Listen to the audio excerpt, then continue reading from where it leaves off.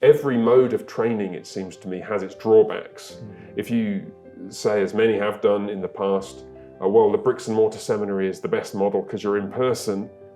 Well, you are in person, and that's great, but the downsides are significant. The costs are very high. The drain on families is very significant. You're pulling people away from their churches. In some cases, you're pulling them away from church, period, really, and placing them in a slightly artificial environment.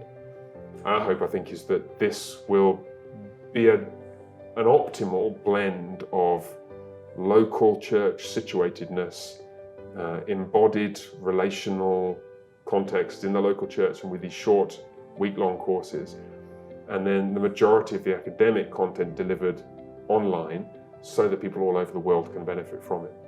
I think it's one of those ironic things where you could say, you know, if you live in a community where there's a very strong pastoral training program or seminary that's, you know, right there in your neighborhood, go to it. If you can afford to go to it, please do.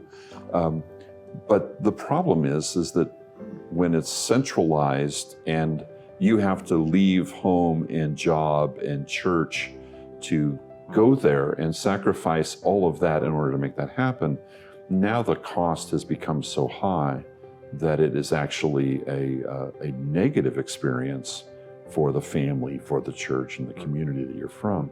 And that's one of the things that B.B. Warfield commented on in his talk on the spiritual life of seminary students. Said the biggest problem was the fact that they had been ripped out of the context of their home and family and church in order to have this seminary experience. And that was the problem they had, was dealing with that uprootedness.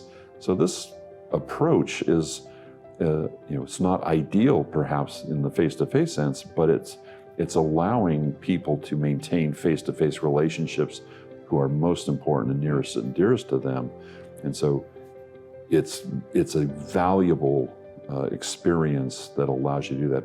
And it remains face-to-face where you are connected to the pastors who are your mentors and elders and others around you and the family and so on. They're all able to contribute to that, and especially refining, sharpening your sense of call and your giftedness in certain areas that you might want to eventually stress. Yeah, I think, the traditional model has a tendency to, once you've graduated, now you're ready for ministry. But the seminary doesn't do those things. The church does. The church equips, the church calls, the church ordains. And all we're doing is helping the church do that. But we're doing it as the church because we're having pastors do it in their churches while there's other people in other churches. So it's church-centric.